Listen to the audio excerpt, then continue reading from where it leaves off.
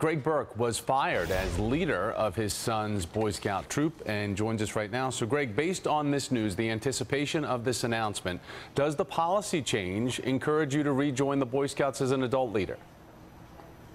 Oh, absolutely, it will. I've been waiting for this policy to change for the last 3 years when I was forced out. I've been an active Boy Scout leader for the last 11 years. Our son joined the Scouts 11 years ago, and I kind of joined up with him, and I've been following through the ranks with him. And I was forced out 3 years ago, but I'm very anxious to get back and be an official registered Scout leader again. And am I wrong? Are you wearing your leader shirt right now? Yes, I am. I'm wearing it in anticipation of the meeting today. I do not wear it at Scout functions anymore for the last 3 years. If I'm involved in a function with my son and my troop, I'm not allowed to wear it because I've been ousted, so I'm not an official registered member. But I'm wearing it today because I fully expect the announcement to be positive and that I will be submitting my application for membership again very soon. So, Greg, your son stayed involved. How do people treat you? How do other parents treat you and your son when you show up? And you use the term ousted, you were. How do people react to you showing up at events?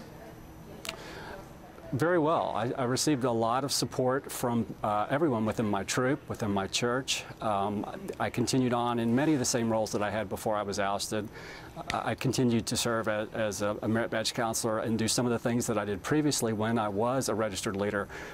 So the people in our troop and at my church, and even many people throughout my council, have been very supportive of me, and you know, really they want me to come back. All right, so it seems to I guess, demonstrate the sea change that we've seen in this country, certainly for the way that your neighbors and friends are treating you and your family and your son as a part of the Boy Scouts of America. Now, as we understand it, the rule, if approved, would still allow religious chartered Boy Scout units to choose leaders, quote, whose beliefs are consistent with their own. So you talked about your church and the fact that it stood in support of you. Was your troop aligned with the church?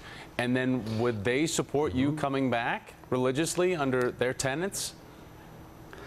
That remains to be seen. Yes, my troop is aligned with the Catholic Church. My husband and I have been members of this church for 28 years. We've been active members of the church and involved in a lot of different ministries, not just as Scout leaders. I should point out I'm also a Girl Scout leader in addition to being a Boy Scout leader.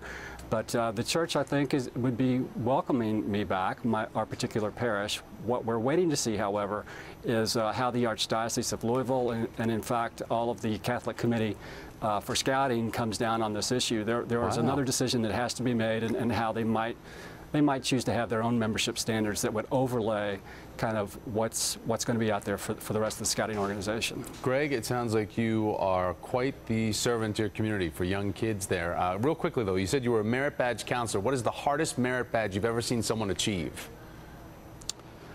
That's a tough question.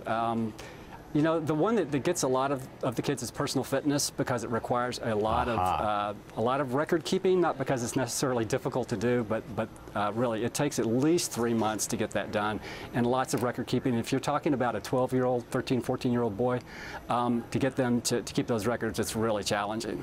All right, well, I love that we talk about Boy Scout policy changing, and the hardest question that I stump you on is merit badge stuff, which is fantastic.